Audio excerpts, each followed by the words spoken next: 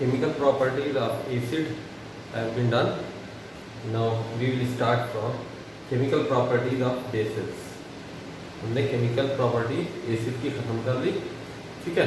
उसमें कुछ क्वेश्चंस वगैरह थे, उसको मैंने शेयर भी किया था।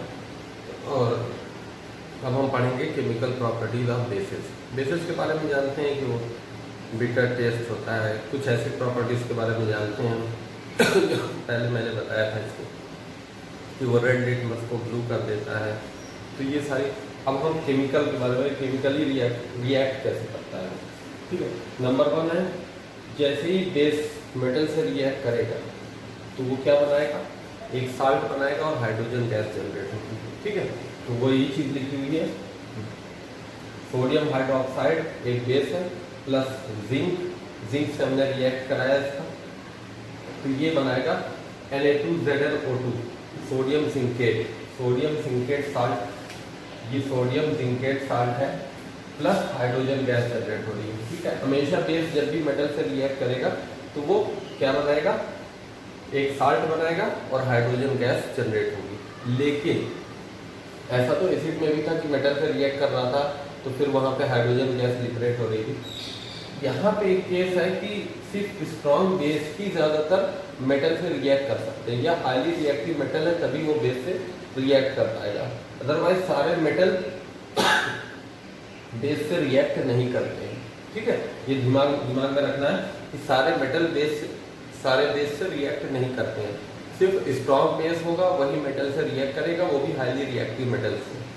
तो इसलिए कुछ ही एग्जांपल्स हैं, सोडियम हाइड्रोक्साइड का है और हम ले सकते हैं पोटेशियम हाइड्रोक्साइड। तो इसी तरह सोडियम जिंकेट है तो पोटेशियम जिंकेट का साल्ट वो बना लेगा।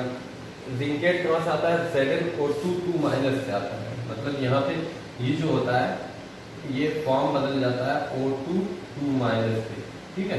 तो अब ये O2 और यहाँ से Na+ आता है, एक चार्ज ये होगा 1+ और यहाँ 2-, तो ये अगर ऐसे करोगे तो ये चीज़ बंद करके आ जाएगी, ठीक है, जैसा कि हमने 9th क्लास में पढ़ा था।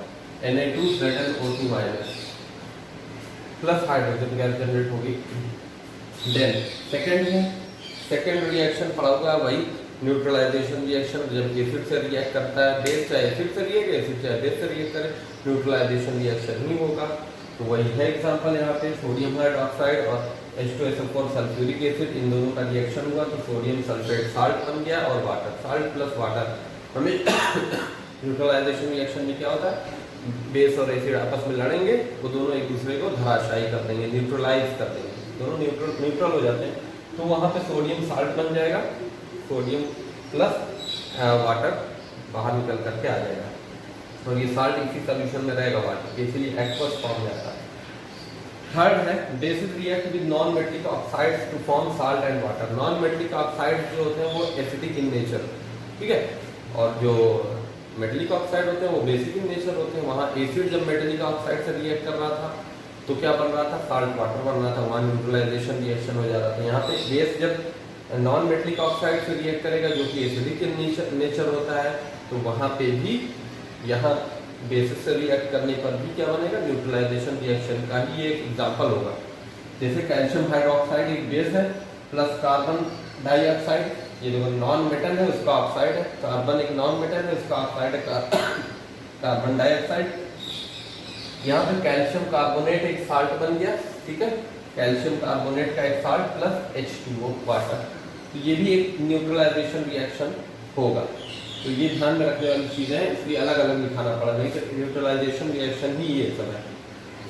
यूजेस कहीं पूछा जाता है कि यूजेस कहाँ बेस का यूज होता है, सोडियम हाइड्रोक्साइड सोप बनाने में, यानी साबुन को बनाने में, पेपर को बनाने में, और मतलब पेपर इंडस्ट्री, फैब्रिक इंडस्ट्री में भी यूज होता है, सिंथेटिक फाइबर्स वगैरह बनाने में, मतलब रियॉन बनाने में, वो सब चीज़ों में यूज किया जाता है। सेकेंड है calcium hydroxide to make bleaching powder. Bleaching powder क्या होता है, वो जो ब्लीच करते हैं, कपड़े को ब्लीच किया जाता है, उसमें कैल्शियम हाइड्रोक्साइड का बहुत मेन यूज होता है, तो वह ये ब्लीचिंग एजेंट भी कहलाता है, ठीक है।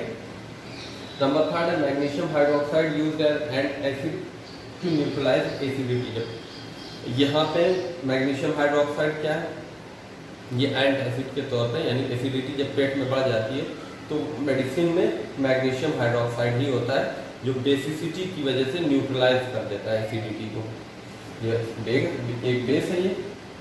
फिर सोडियम कार्बोनेट, ये सोडियम कार्बोनेट है Na2CO3 use to make washing soda, जो हम घरों में वॉशिंग सोडा यूज़ करते हैं कपड़े धुलने के लिए, उसी में सोडियम कार्बोनेट यूज़ किया जाता है। Sodium hydrogen carbonate, sodium hydrogen carbonate को सोडियम बाइकार्बोनेट भी कहते हैं, is use to make baking powder, soda acid, fire extinguisher.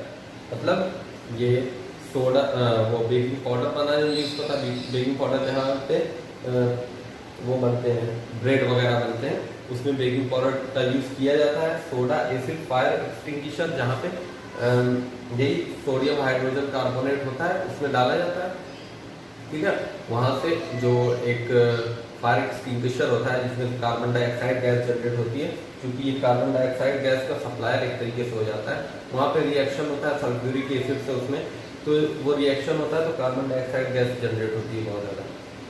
तुमने पढ़ा भी है कि मेटल हाइड्रोजन कार्बोनेट का जब एसिड से रिएक्ट होता है तो फिर क्या होता है, कार्बन डाइऑक्साइड गैस जनरेट होती है ना, तो वहाँ से कार्बन डाइऑक्साइड गैस जनरेट होती है, तो उसलिए वहाँ पे भी यूज़ करते हैं fire extinguisher. Another thing is alkalis. Alkalis ऐसे बेस को कहते हैं जो कि वाटर में इजीली डिजॉल्व हो जाते हैं, वाटर में मिल करके आयोनाइज हो जाते हैं आसानी से, उनको हम एल्कलीज कहते हैं। ये जितने भी हाईली रिएक्टिव मेटल्स हैं उसके जो बेस होते हैं, उसके जो हाइड्रोक्साइड होते हैं वो एल्कलीज ही होते हैं, ठीक है। वो आसानी से आयन में डिसोसिएट भी हो जाते हैं और वाटर में सॉल्युबल हो जाते हैं इजीली। तो water soluble base are called alkalis. जैसे एग्जांपल के तौर पे sodium hydroxide, potassium hydroxide, magnesium hydroxide, calcium hydroxide, ammonium hydroxide और बहुत सारी इसी तरह से है। सोडियम हाइड्रोक्साइड जैसे ही पानी में डिजॉल्व होता है H2O से रिएक्ट करेगा तो सोडियम आयन अलग हो जाएगा, उसका हाइड्रोक्साइड आयन अलग हो जाएगा, वहाँ पे डिसोसिएट हो जाएगा। तो ये एक एल्कली है, ठीक है। सिंपल सी डिफिनेशन है, water soluble base are called alkali. Note point है, बहुत इंपॉर्टेंट पॉइंट है एसिड और बेसिस को लेकर के। जब हम बेसिस को डाइल्यूट करते हैं पानी से तो उसमें जितना हाइड्रोक्साइड आयन होता है पर यूनिट वॉल्यूम घटता चला जाता है। मतलब जितना स्ट्रॉन्ग बेस है उतना ज़्यादा हाइड्रोक्साइड आयन जनरेट करेगा, लेकिन इसका मतलब उसका जो कंसंट्रेशन है वो लो होता चला जाता है जैसे जैसे हम पानी को ऐड करते चले जाते हैं, तभी ना बेस हल्का हो जाता है। किसी एक्वस सोल्यूशन जो बेस का बना देते हैं हम, अगर कंसंट्रेटेड बेस है तो वो ज़्यादा डेंजर होगा as compare to dilute base. तो डाइल्यूट करने के वक्त क्या करते हैं, पानी मिलाते हैं तो उसमें hydroxide ion per unit volume decrease करता चला जाता है, जिससे कंसंट्रेशन उसका घटता चला जाता है और वो डाइल्यूट होता है।